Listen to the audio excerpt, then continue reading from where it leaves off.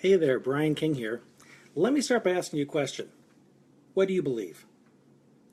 What do you believe so deeply and so completely that it determines how you act in this world, that it determines the options you see available for yourself? Many of you might not even know what you believe, but you do know how you behave. You do know how you feel in certain situations.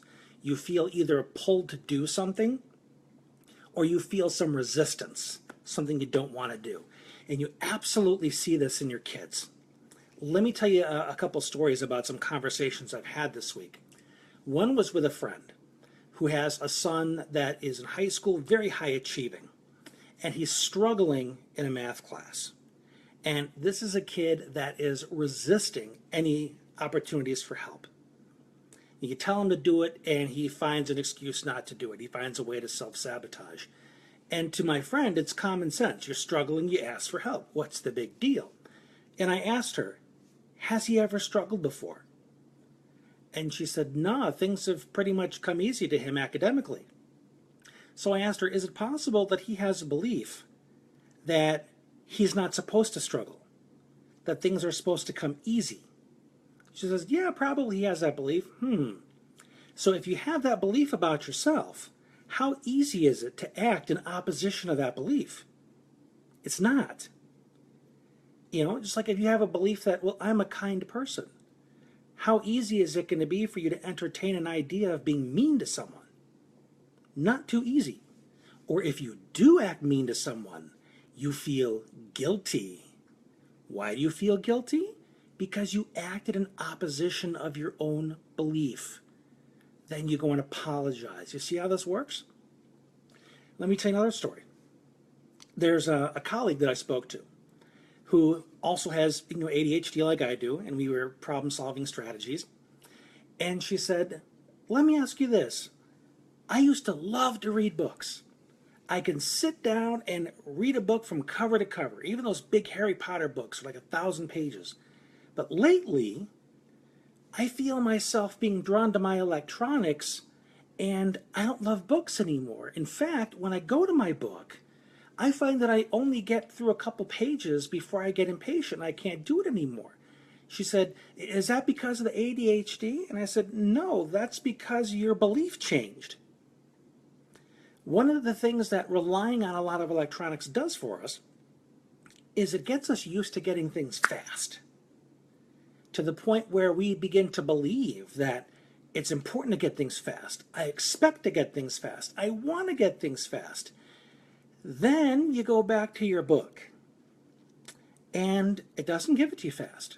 It doesn't give it to you immediately, and you close it and say, I don't got time for this. Because once, before you got immersed in electronics and began to believe in the importance for things to come quickly, you believed that patience was good, that it was important to take your time, that it was important to pace yourself and immerse yourself in the written material. So what I helped her identify was that she had a belief shift, and that was the bigger issue. So what am I basically getting down to here? What am I talking about? I'm talking about our core beliefs. Our core beliefs are our operating system for what we have come to assume, decide, internalize in terms of the working of the world. Now, what are your core beliefs? What make them different than other beliefs? These are the three categories that help you determine what is a core belief. Core beliefs are about yourself, about others, or about the world. Those are core beliefs, and they tend to be all-consuming, like all or nothing beliefs. For example, I believe that I'm kind, I'm helpful, I'm resilient, and I'm unstoppable. Those are just a few of my core beliefs. In terms of others, I believe that others are my family, others are my teachers, others are helpful. So because of those beliefs, I am going to relate to people in a very specific way based on that. Now let's say you had beliefs such as this, and I've met people that believe this way, and you might even believe this way yourself. Beliefs like, I'm lazy, you know, I'm stupid, I'm socially awkward.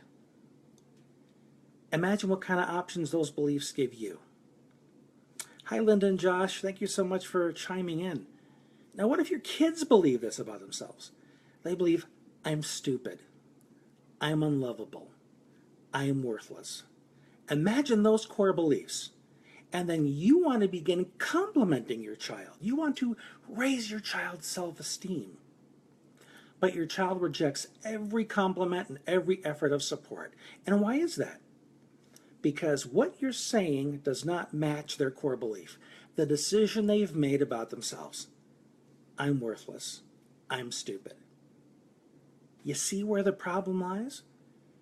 Something deeper, something rooted in their concept of who they are within the world. Now, what do they believe about others? Others are mean. Others can't be trusted. Others are unreliable. How eager is a child with those core beliefs going to be to self-advocate? It's not going to happen. What if they believe they're helpless? They're unable to take action in their own life. This is a child that also believes others are supposed to rescue them. Others are supposed to solve their problems. So you're trying to teach this child personal responsibility. You're trying to teach this child proactivity. But this child has core beliefs that say, I'm helpless, I can't, I'm unable, you do it, you solve the problem. Is this beginning to make sense? And they see the world as a dangerous place. A world that is not acting in their best interests, but a world that is just simply doing unto them. That they are victims. That they can't take action to shape outcomes. These are core beliefs a lot of our kiddos have. Especially if they have ADHD, Asperger's, dyslexia, or some other challenge. So what do? If you or yourself are mired in these core beliefs that are just kicking you down and keeping you there? Well, fortunately, I've got a few steps for you. The first one is you need to identify these core beliefs. And again, this is how you're going to say them. If you hear these words come out of your mouth, if you hear the words come out of your kids' mouths or your student, you know it's a core belief. I am stupid. Or, man, this world really sucks. Okay, they're making comments about themselves, about others, or the world. And take note of those. Other people really let me down. Or everybody's the same. Everybody's just looking to cheat you or screw you over. Core belief. Okay? Identify it. See it for what it is. Bring it into your awareness that you've made a decision that this is who you are, this is how others are, this is how the world is. It's a decision. It's not a reflection of reality. Okay? Second thing, challenge it. Nobody can be trusted. Nobody? What's the evidence to support that? Well, this person let me down, that person let me down. Okay. So 2 people out of everybody. Not a whole lot of evidence to support such a general belief, is there? Now let's look at the other side. Is there evidence that people are trustworthy? Okay, let's look at your life. Who has made a promise to you and followed through? Maybe your parents, maybe a professional like myself, maybe a colleague, a classmate, somebody. There are people that have given their word and backed it up. You're just not paying attention to that because you're so concerned with protecting yourself that you have decided to just generalize distrust to everyone so you don't get hurt. But the problem is you also miss out on opportunities to connect, to feel supported because of that core belief. So weigh the evidence, the pros and the cons. Now, next step, refine your language about that belief. Instead of saying, nobody can be trusted, refine it to be a little bit more flexible. Well, there's certain people that are untrustworthy, but other people that are. and begin using that language as much as possible. Then, once you have really gotten comfortable with the refined language, that language then replaces the core belief. So you went from nobody can be trusted to, oh, there are some people you really need to look out for. Or, I'm stupid. You refine that into, there's just some things I'm not really good at, some things that I was not born to do. But you know what? There are other things that I absolutely rock at, and that's where I'm going to focus. But until you refine it, until you weigh the evidence by challenging those beliefs, there's no option to let in new information. No option to consider other available opportunities for you to engage with the world. So let's do a quick recap. What are core beliefs? They are decisions you've made about who you are, about how others are, and about how the world is. How do you shift a core belief? Step 1, identify them. Call them out and bring them into your awareness. Second, challenge them.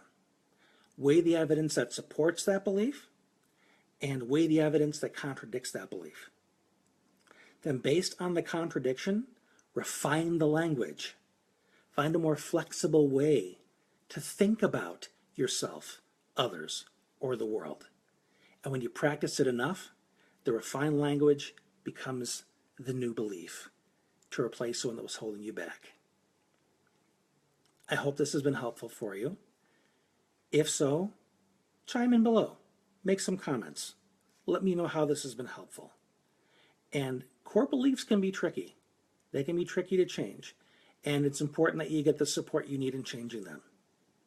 I'm here for you to help you do that. So private message me. Let me know how I can be helpful. And if there are others that can benefit from this, feel free to pass it on so more people can be helped. Thanks for tuning in. This is Brian King. We'll talk again soon.